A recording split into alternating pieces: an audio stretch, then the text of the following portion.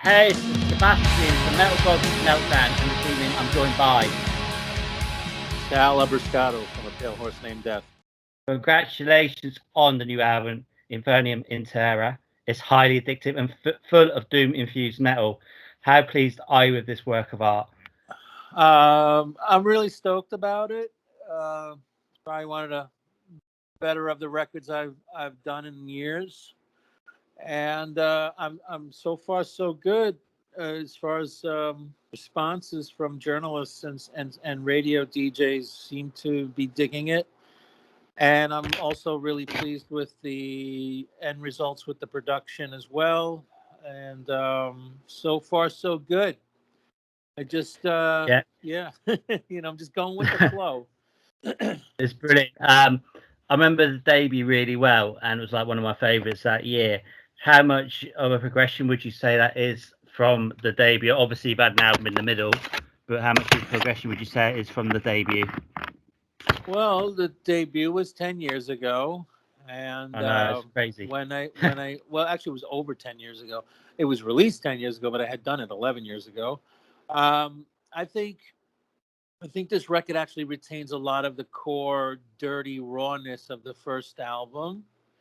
Um, and back then, when I did the first two albums, I had my colleague and partner Matt Brown that was involved, who is no longer involved anymore. So that's probably one of the differences. And As far as progression, like anything, I guess with getting older and slower and wiser, I seem to approach songs at a more laid back pace to let things come to fruition. And I don't believe in rushing anything. And, again, experience really uh, is the key here as well. Experience in writing and putting songs together and arranging songs. So I'm really pleased with the progression. I think it's a natural progression, but it still retains the core elements of what APH&D has always been.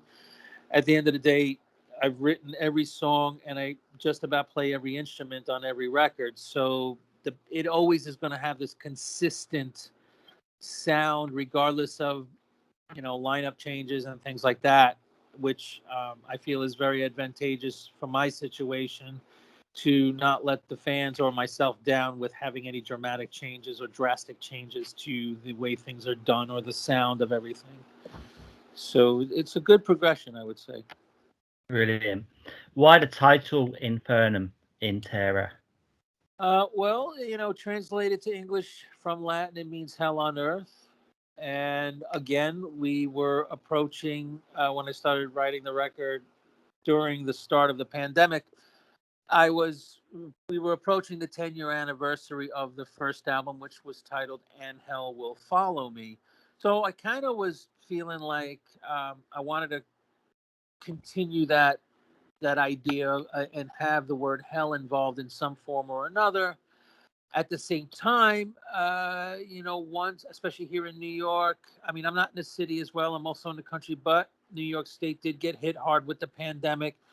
And watching around the world what was going on on the onset of the pandemic, people, elderly people passing away, people getting shut down from their careers and jobs, kids being forced to stay home from school.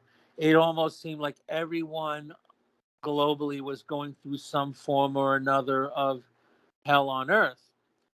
And I felt, well, to call the record Hell on Earth is a little bit too typical, boring, predictable, and not really as intelligent sounding. And so I translated. So, well, let's see Latin is a very biblical language aside from Aramaic. So let's see what it translates in Latin. And so Infernum in Terra, Infernum meaning hell and Terra meaning earth, uh, just really struck me. I was like, that's an incredible title. And I was almost like into the idea of changing it up a little bit because the last three records had very long, uh, kind of long titles that kind of resembled each other as far as syllables and syntax and the amount of words. Um, and it just rang a bell, and I said, this is it. This is kind of like a little bit of a change, a little bit of a fresh change. And at the same time, I got involved with a new artist to do the artwork. So it just seemed all appropriate, and that title then influenced and inspired the artist to come up with some type of biblical theme artwork as well. And it's just it's not ordinary, out of the cereal box type of title. And it just seemed very interesting and would provoke a lot of curiosity, I felt, from listeners or anyone that didn't even know the band. And that's Yeah, kind of absolutely, a nutshell what I was going for. absolutely. I love the album artwork. I'm a big fan of. I got into metal in the '80s. Big fan of like the albums, vinyl and that. And obviously, you will be releasing that on vinyl. But the artwork is absolutely stunning. Do you plan to have that sort of framed and around your home? Can you say that again, the last bit? Did you have you had plans to have that framed around your home? The artwork from the new album. Oh, maybe I will. I did order a couple of vinyls. I mean, we're big my wife is a big vinyl collector, and we have every album on vinyl and every special edition. So I actually am I think the cover came out stunning between the colors and the theme. And the beautiful thing is the vinyl version is a double gatefold vinyl. So when you you'll open up the vinyl, and in the inside there's this huge piece of artwork that hasn't been released yet or nobody's seen yet, which is incredible. And then if you happen to get the digipack, the booklet has just all these various, like, uh, kind of like 16th century, 15th century wood type engraving tapestries, demonic past tapestries inside the booklet. Uh, and like I was a teenager in the 80s, and I was big on getting vinyl and the artwork. That was my favorite thing about a new record, was getting the vinyl, looking at the artwork up close, reading the lyrics, looking at all the information where the record was done and who was involved. And that's what's missing out of these, downloads these days, with whether it's Spotify or iTunes or whatever it is. So I've always been a big believer on every record to have it very involved with the artwork, and be able to open and look through stuff and spend some time with it while you're listening to it. And yeah, I should look into having the artwork framed and put up somewhere in the house. Probably have to be private because I have kids, and it's a pretty demonic cover. But Yeah, yeah, I understand. put it in my Yeah, studio, or my that'd bedroom. be cool. That'd be absolutely cool. I simply love "Cast Out from the Sky." Which would you say is your favorite track today? I know they're all your babies, but which would you say is your favorite? Again, that's always a tough question from record to record. Reflections of the Dead is one of my favorites, which is premiering tomorrow. The video is coming out tomorrow and premiering on Metal Injection. Cast Out from the Sky is, pretty biblically themed song. It's a great song. I love it. And that song is about the fall of, basically, Lucifer, when he was kicked out of heaven and thrown down to earth to rule earth. And I I I really, for me, this record, every song is pretty much a gem, and I put a lot of thought into, not thought, but just a lot of charisma, and a lot of my influences, as far as I didn't want, like on previous records, you'd have almost a whole record about manic depression, suicide, all this nonsense. This record has a little bit more of a demonic topic, uh, which is involved in this record, where you have songs like "Cast Out from the Sky," that's about the fall of Lucifer. Then there's a song called "Lucifer's Son," which is about humanity and all the messed up stuff we're doing right now, and eventually our punishment will be burning in the sun of in the sky, which would be Lucifer's son. Um, I didn't want to have every song about woe is me. I'm feeling suicidal today. The black clouds are out. Although there is plenty of that, I didn't want every song to be just about that. and it wasn't really intentional. It just came out naturally, but I was going with it because I was like, you know what, it's okay. We don't need to have, and I did lean on this record being a little bit more into the dark arts and the dark side, even further with this record. So yeah, my favorite, one of my favorite tracks is actually the opening tracks, like all the soundscapes I created, where the opening track Infernum, literally, kind of you hear the volume come up with like the crackling of a fire and the wind, and it just sounds like some crazy ritual, where the tribal drums come in, and you have this Catholic mass going on that's in reverse. You have this, the witch, the dogs barking. To me, I love theatrical cinematic moments like that. That's a big part of I try to make that a big part of every record now. So honestly, it's hard for me to just say one song, but yeah, Reflections of the Dead. I do. There's a song on there called Two-Headed Snake. That's about my experience of being under anesthesia when I got my first colonoscopy, and that the drug that they gave me was propofol, and it was so amazing that when I woke up, I felt like I slept for days, and I was only 20 minutes, and then I find out that was the actual drug that Michael Jackson was addicted to, that his doctor was administering every night, and Wow. that's what he actually died from. He overdosed a little too much on it, and I could Yeah. see why he was hooked on it, because it was just like, if you're someone that has problems with sleeping or insomnia, you are very well rested when you have propofol anesthetic administered into your system. So I touched on kind of like out of the realm subjects, and I consider it a blessing and fortunate that I have a label that wanted to put out another record, and time is always going by, and we have so many new bands, so many new things going on, so much competition. So I'm just happy to release another record for people that are interested in hearing what I'm up to in my later years. So that's where I'm at. Brilliant. So, release day, are you going to be doing anything special? I mean, are you into all these internet feeds and that, or are you like hoping to get out on tour or a gig or something?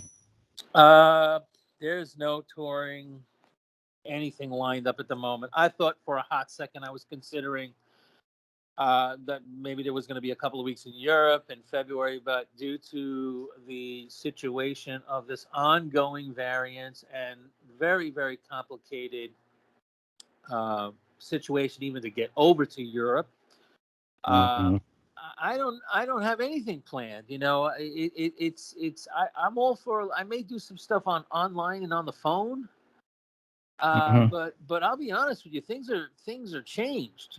Things don't seem like they're going to be like the good old days anymore. And I see 1 minute bands announcing tours, then the next minute they're canceling. Everyone's so Yeah. desperately trying to squeeze something in the end of 2021 into 2022. The other issue is and I've spoke to my various agents. The problem is that there's a massive waiting list now That's the because of problem. COVID. All the bands that were canceled in 2020 for the festival season and 2021 are all in line next for 2022. There is no available slots. The competition is fierce, trying to get even like to make a routing happen from gig to gig. It's very difficult because the availabilities are not there, and then you find yourself stretching yourself out too thin. The other complication is now this, from what I understand, what I was told, the situation in Europe with Brexit, where it could be a very complicated situation where if you are touring UK and mainland, it's like you have to get a separate batch of gear for UK, then you have to leave that off, and then when you get to mainland, like you can't be going back and forth with equipment. Like No.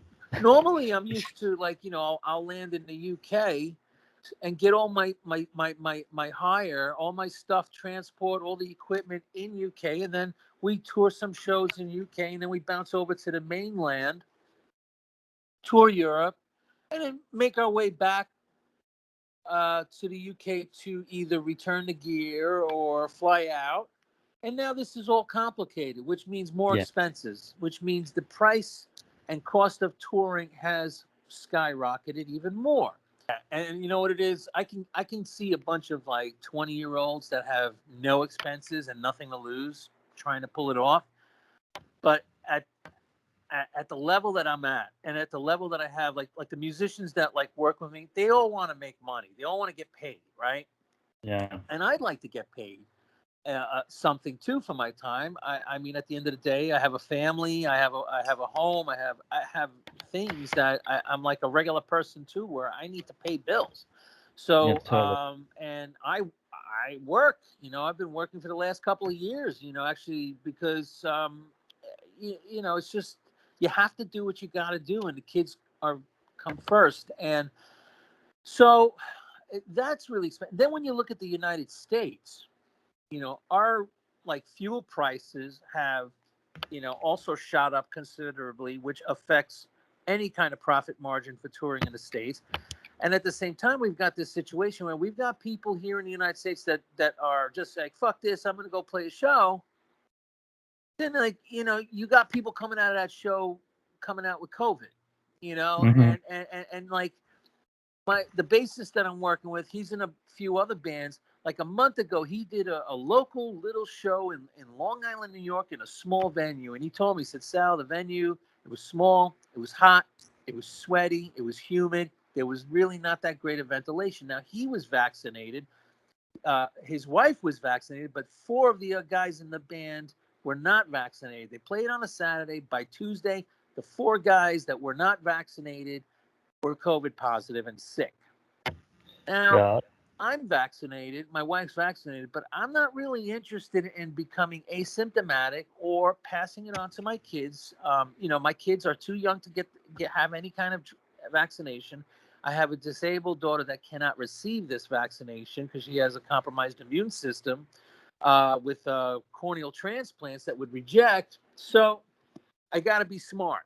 And so, like I've been telling everybody, uh, I think like the best thing I can offer the world and be safe and be smart and keep a roof over my kids' heads is I can just like make records because you know I have the studios in my house upstairs over the garage and I can do I can continue to like nothing can stop me from writing and making music.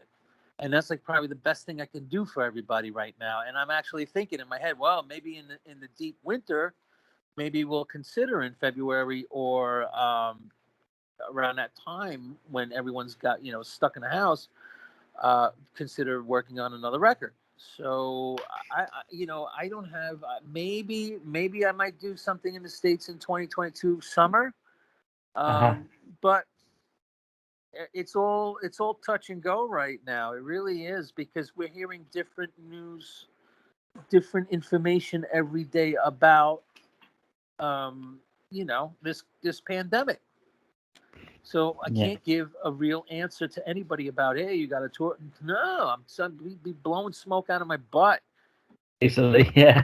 You I know, I know. mean, it's like I see these bands that everyone's so hopped up on getting online and saying, we got a tour coming out. We got a tour. We got this. We got that. Yeah, you know, you're living a dream right now because in 1 second that could be crushed. And if you look at these bands that had tours announced, like Limp Bizkit, Wednesday 13, and various other artists. They announce these tours and then they cancel, and that goes for big bands to small bands. So we don't. It would be I'd be lying if I said I'm doing stuff. You know, I just don't. Then that's why I have an agents too. They all say the same thing. You've got a long waiting list. Be lucky if you can make it to Europe late 2022 or 2023. So I'm just doing what I got to do and keeping safe. And I think the best thing to do is do everything I can for this album as far as interviews, press. Got an incredible video coming out, and Brilliant. maybe. Yeah. And I'm Can't wait. already toying around with some ideas. I've already tracked one rough idea. Um, I might start toying with putting out the sequel to this record. You know. Oh, excellent. That'd be cool. So have you sort of thought like doing, I know, like a sequel, but like, yeah, obviously a concept then, like it becoming a whole concept album, a whole journey. Is that sort of idea you're thinking about? Um, are you asking me if the next record would be a concept record to tie into this Yeah, one? to follow on from this one. Who knows? I always bounce around with everything sounds conceptual, but it's not really a direct concept to anything particular. But I would definitely probably retain the same artist and maybe retain the same look that's going on, Hmm. and probably would be uh, you know uh, probably another devilish record, along those lines. Um, Hmm. so yeah, that's what I consider that the ultimate gift is that as long as I have the time and I'm healthy and I can make music, to me that's the greatest gift I can give the world because that'll always live on long after me if people want to check it out. So, yeah, Brilliant. I That's miss funny you should playing say that. shows, but That's funny you should say that because I was going to ask you, what would you like to be remembered for in years to come? and just everything I did, every band that I had an involvement with, from Typo, I guess, Life of Agony, and then A Pale Horse Named Death. I mean, it's they're all different fans for all three bands. It seems like, but again, for example, I couldn't believe it the other day. Bloody Kisses just turned like what 30 years old or something. It's ridiculous, The, isn't it?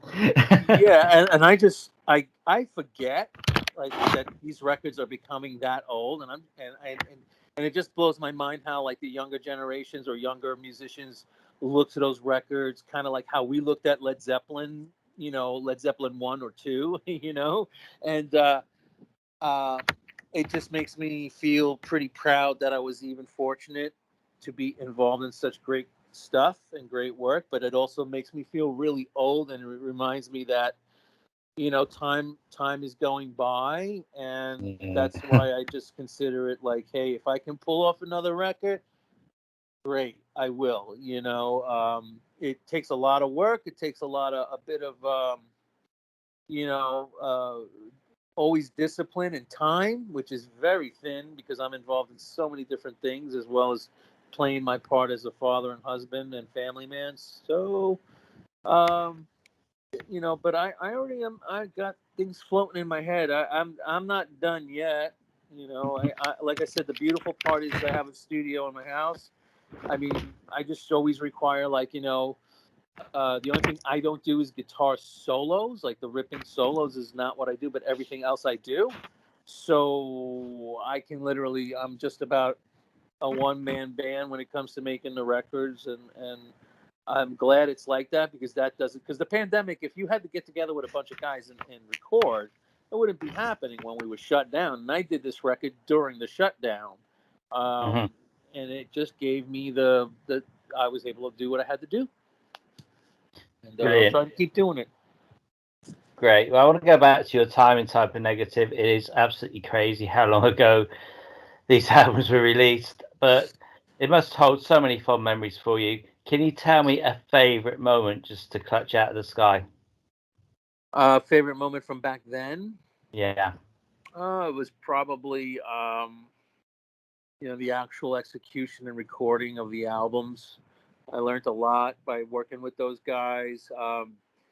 There was some other fun moments where we used to go out every Friday night into the city and get totally drunk. And one time in Alphabet City, there was like these apartment buildings, like these projects on. I think it was Avenue A, and in the Lower East Side, and there was this huge mountain of like garbage bags that I guess it was garbage night outside these apartments, and we were really drunk. So me, Kenny Hickey, we dove into the garbage, like into the middle of the pile of garbage, because we were just so wasted and we didn't know what the hell we were doing. Let alone, but later on though, we were like, "What's that smell?" Oh, it's us because we dove in garbage. Um, Stuff like that. So we acted like a bunch of big kids back then. A lot of laughs. A lot of there was a time when we were doing Bloody Kisses, and we were, I think it was on the song "Can't Lose You," and we were making fun of our we did like a Beatles thing, background thing that was using my at that time the A&R label representative. His name was Monty Connor. So we were just like we brought his name into Monty Connor sucks cock. Everything is, we were like chanting in this song. You can hear it in the end of Can't Lose You. Um, just we were like kids back then, and it was good times. But again, a long time ago, I can't even like explain the countless amount of huge bags of weed that me and Josh smoked, and we had no idea that things were gonna like that record was gonna become what it became. I don't think Peter realized it either, and you know, it's pretty amazing that to be part of something that has become so influential in the metal world, and it's just a proud moment. It's just a really proud moment when I didn't even know, like I don't even remember these dates, and then I saw the other day, oh, it's 30 years since in when Bloody Kisses were released, and I was like, really? Oh shit. Wow, 30 years. Wow. Wow. Wow. Oh, yeah, that's right. I was literally like 23 when I made that record. Yes. Now I remember. It's a long time ago. So there was definitely a lot of good times. There was a lot of good times. Like when we did our first tour in the States with Biohazard and Exploited, every day Peter was threatening to go home, and I would just like tease him constantly, which was not nice of me now that I look back, but I was kind of teasing him on how he, because that tour was like going to boot camp. It was really a tough, touring for bands is just tough, especially when you don't have the money or the notoriety.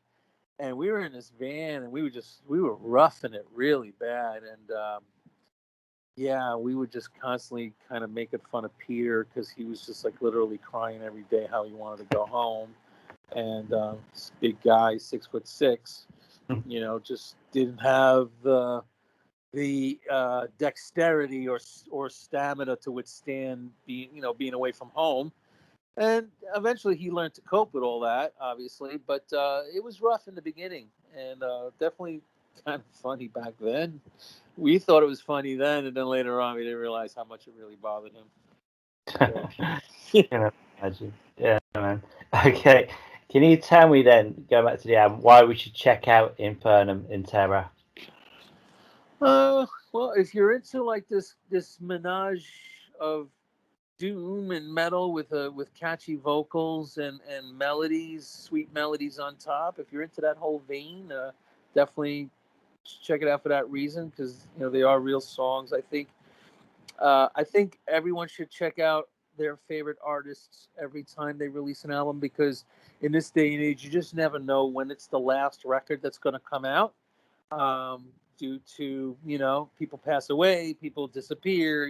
So I think people that have been APH&D fans for the last 10 years will find definite enjoyment in hearing just reminders of from the debut record, the just the style, and definitely this is definitely not a project or band that strays away from its core elements like some bands do when they release a second or third record.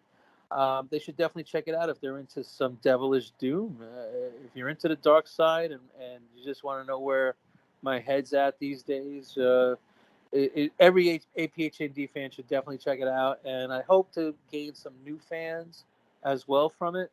Hopefully, people might be enticed by being curious, and I would appreciate it. And definitely come see us on the social media stuff, Facebook and Instagram and all that stuff. And I look forward to hearing comments, because I'm actually the one that personally responds to people. I pretty much run it all, so as much as possible aside from the label. So when people write questions or write messages about something, I make it a point to always respond and answer their questions from That's the amazing. source. That's Yeah, brilliant. well, I'm not a rock star. I'm just happy to, when anyone asks me any questions about my music or the music I've done, it's nothing but an honor for me, because that person has taken time out to actually inquire and ask a question. I know some people will ask bands questions and they'll never ever get a response, period. But I just don't feel right about that. I feel like the karma, if what goes up goes down, and if karma, if you see all these questions or comments from your fans that love your music and buy your records and come to your shows, and if you disregard everything and not answer because you don't have time and you think you're hot stuff, well, I don't think that's very nice, because these people actually, some people go through a lot of stuff to earn the money that they earn. A lot of people work really hard and live with meager salaries, and so when they take $20 or 20 pounds or euros, they go and buy a record or something by you. They're a customer, and there's Yeah, something called customer service. that's And I it. know I know it doesn't exist really anymore with a lot of things, but I think you really need to. I think when you respond to someone and you answer their questions, they'll never forget it. Like, That's it. and I'll see years later someone make, like, reply to someone else's comment and be like, oh, he's a gentleman. He takes the time to talk to his fans at the merch booth, or he takes time to talk to his fans online. These people, like fans and friends and everyone, they don't forget those things. So if you even just say thank you very much for liking the record, I really appreciate it. I wouldn't be here if it wasn't for folks like you. They're just gonna remember that for a lifetime and be like, yo, this one cool musician from this band. He was so awesome. He wrote back to me. I never thought he would, but he did, and it was the best thing ever. They just remember those little things for an eternity, and it speaks volumes on your character and your band. And so I'm a big believer in trying to take a minute for every single person. Same at the shows. When I would do shows, I would always go to the merch booth and I would talk or shake hands with every last person that happens to be waiting there, and I will Absolutely. sign every little thing I could sign until the last person is done and it's late, Mm. because I could imagine, the amount of disappointment if you waited at merch and you saw the person you want an autograph from, but they didn't have time. Like, oh, that's it, I'm done for the night, I'm walking away. And then you're left with a broken heart, basically. And then you might even, like, not be a fan anymore of the band or follow the band because of that reason, or have a poor judgment of the artist. So I I think everything, the universe, what goes up comes down. What you throw out there bounces back at you. Even though I can be at times Mr. I should practice sometimes what I preach to, with depression and things like that, or be having rough Yeah. days. But what lights me up is when I see a fan that has a big smile and has really enjoyed this wacko music that I've done, and I will take the minute or the 5 minutes to talk to them and sign and take pictures, whatever, because the way it goes is, it's here, you're here today, you're gone tomorrow, you never know. And I'm just trying to put out some good vibes as much as possible in regards to my character, my composure with people and stuff like that. Brilliant. I've so enjoyed chatting to you. The interview's been awesome. Um, I've interviewed shitloads of bands, and as soon as you were talking about the album, and that I was like, right. As soon as I finish this interview, I'm going to be buying or ordering the vinyl. Obviously, I've been given the album to review if I ever get around to reviewing it, because I'm so busy at the moment. But I will be buying it because you're a gentleman, and I can tell the passion and the love for what you do, and Thank it you. makes a difference to me. And I even know I'm in the process of moving as well at the moment. But I have a wall like with like all the interviews and that I've done with the bands that mean a lot to me, and yours with like Sebastian Bach, who's my namesake, will be up there, and Jay French out of Twisted Sister. It'll be up there. I'll get it framed and stuff. So yeah, man, thank you so Thank much you. for that. I'm All right. just gonna do like a quick fire round for it now, and then we'll finish it off. It's just either or either, 5 questions, a bit Okay. daft. Some are okay. So the first one is festival or small intimate gig. Oh, that's a tough one. I like both, but I guess I can't answer both. The intimate gig. is definitely a separate, an animal all of its own, because you can really be one on one with the fans. You can look at them while you're singing, and you can actually have conversations with them and crack a few jokes, which I like to do. Um, so I'll say intimate gig. Brilliant. Vinyl or digital? Vinyl. Saint or sinner? A sinner. Okay. Beer or whiskey? Whiskey. A pale horse or a dark horse? Pale horse. Brilliant. Thank you so much for your time, man. Do you have any final words for your fans and our listeners? Uh, Thank you once again for all the years of support through all the projects I've been involved with. And again, please be safe. Everyone take care of each other. This world is falling apart as we know it, and without humanity loving each other, we're doomed. So I'll be there to make the doom music for your doomed demise, but please, everyone, be safe during these rough times and pandemic times. And hopefully, down the road, I will see you all soon enough in the UK when everything settles down.